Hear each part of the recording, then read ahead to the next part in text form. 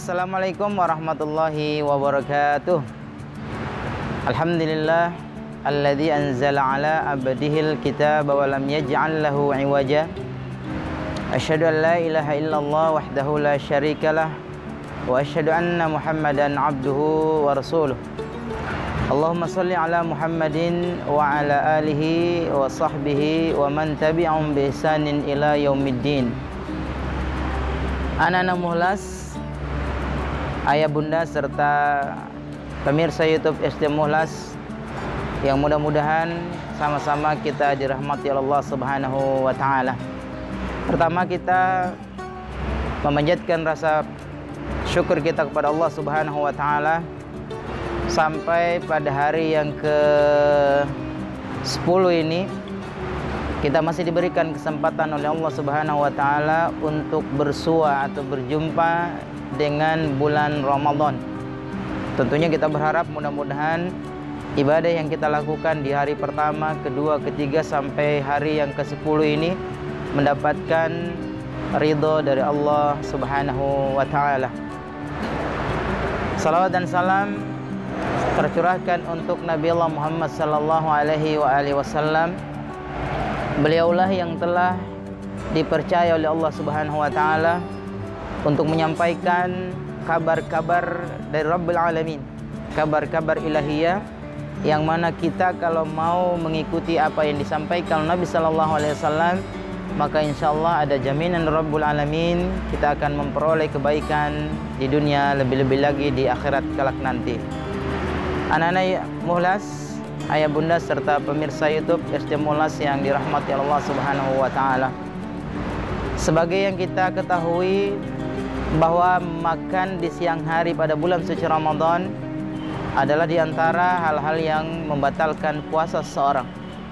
Demikian juga minum di siang hari bulan suci Ramadan merupakan perkara yang menjadi pembatal puasa jika seorang itu melakukannya di siang hari.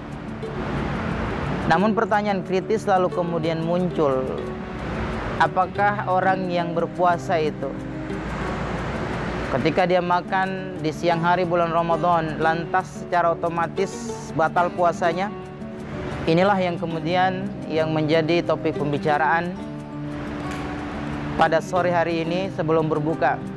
Jika ditarik menjadi sebuah judul dari kultum ini adalah syarat-syarat pembatal puasa. Ketahuilah bahwa minimal ada 3 syarat pembatal puasa, di mana syarat ini kalau tidak ada pada seorang yang melakukan pembatal puasa, maka dia tidak dikatakan orang yang telah batal puasanya. Syarat yang pertama adalah orang yang melakukan pembatal puasa mengetahui bahwa apa yang dilakukan adalah hal-hal yang membatalkan puasa. Jika dia tidak mengetahui bahwa itu yang dia lakukan adalah pembatal puasa, maka dia tidak dikatakan sebagai orang yang telah batal puasanya.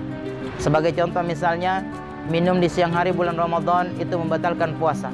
Tapi ketika ada orang yang tidak mengetahui bahwa minum itu membatalkan puasa, lalu kemudian dia minum di siang hari di bulan Ramadan, maka dia tidak dikatakan orang yang telah batal puasa secara hukum. Allah Azza wa Jalla berfirman dalam Quran surat Al-Baqarah surat nomor 2 ayat 286, Rabbana la tu'akhidna in nasina wa akhtana. Kita sebagai manusia Allah ajarkan bagaimana mohon kepada Allah Subhanahu wa taala, ya Allah ya Tuhan kami, janganlah Engkau menghukum kami karena tersalah ataupun lupa. Maka dalam hadis qudsi riwayat Imam Muslim, Rasulullah sallallahu alaihi wasallam berfirman bahwa Allah Subhanahu wa taala berfirman, aku telah mengabulkan apa yang menjadi harapan hambaku. Ma'asyiral muslimin, jamaah rahimakumullah, dalam ayat yang lain Quran surat Al-Ahzab surat nomor 33 ayat yang kelima, Allah Subhanahu wa taala berfirman, "Walaisa 'alaikum junahun fima akhtatum bih, walakin ma ta'ammadat qulubukum."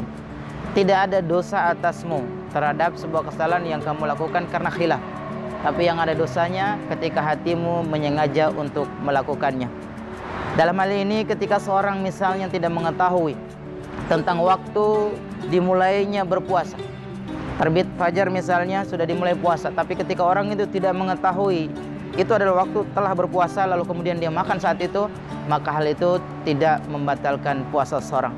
menarik apa yang terjadi pada sahabat bernama Abu Hatim ketika turun firman Allah Subhanahu wa taala surah Al-Baqarah surat 2 ayat 187. Hatta yatabayyana lakumul khaytul abyadu minal khaytil aswadi. Maka Abi Hatim langsung kemudian memahami ayat itu. Dia ambil benang yang warna putih dan hitam lalu diletakkan di bawah bantalnya. Ketika dia bangun sahur, dia melihat belum ada perbedaan yang jelas antara kedua benang tersebut, maka dia tetap melakukan makan di saat tersebut. Walaupun secara hukum orang itu telah harus melaksanakan ibadah puasa. Kemudian perkara itu diajukan kepada Nabi Shallallahu Alaihi Wasallam. Nabi kemudian memberikan penjelasan kepada Abu Hatim bahwa yang dimaksud dengan benang putih dan benang hitam di situ adalah terangnya siang dan juga gelapnya malam. Berdasarkan hadis tadi, di mana Abi Hatim tetap melaksanakan puasa, demikian juga Nabi Shallallahu Alaihi Wasallam tidak memerintahkan Abi Hatim untuk mengqada puasanya. Maka orang sekali lagi ketika tidak mengetahui hal-hal yang membatalkan puasa itu dapat penggugurkan puasanya, kemudian dia melakukannya, maka puasanya sekali lagi tidak dinyatakan batal secara hukum. Kasus yang berbeda Asma binti Abi Bakar. Di zaman Nabi Shallallahu Alaihi Wasallam, beliau menuturkan bahwa kami pernah berbuka pada saat suasananya mendung, gelap banget, matahari itu belum tenggelam, tapi dia berbuka. Tiba-tiba muncul matahari. Asma bin Abu Bakar tidak meriwayatkan bahwa Nabi Shallallahu Alaihi Wasallam merintahkan kepada kami untuk mengulangi puasa.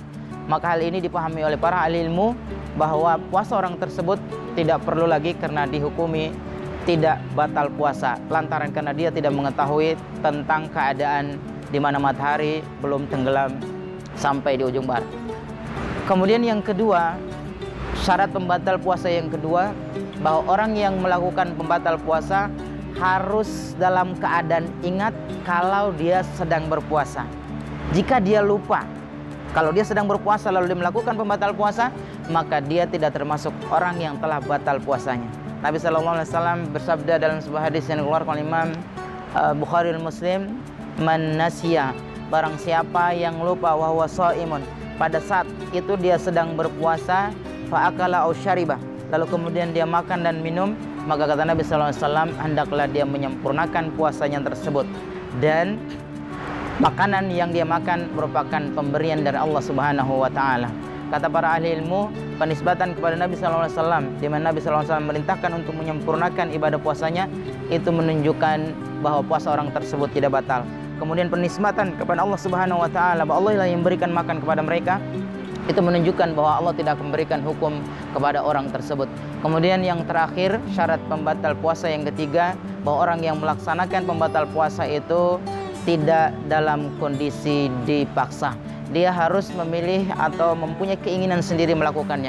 Ketika dirinya dipaksa untuk membatalkan puasa, maka pada saat itu dia tidak dihukum sebagai orang yang telah batal puasanya. Mudah-mudahan penyampaian yang singkat ini bermanfaat bagi kita sekalian. Terima kasih. Senantiasa kita mohon kepada Allah, sekali lagi mudah-mudahan Allah Azza wa Jalla menjadikan puasa kita ini sebagai puasa orang-orang yang muttaqin, puasanya orang-orang yang bertakwa. Keluar kita dari bulan suci Ramadan, kita bisa meraih predikat yang dijanjikan Allah Subhanahu wa taala dalam Al-Baqarah 2183, yaitu la'allakum tattaqun. Subhanakallahumma bihamdik asyhadu an la ilaha illa anta astaghfiruka wa atubu ilaik. Wassalamualaikum warahmatullahi wabarakatuh.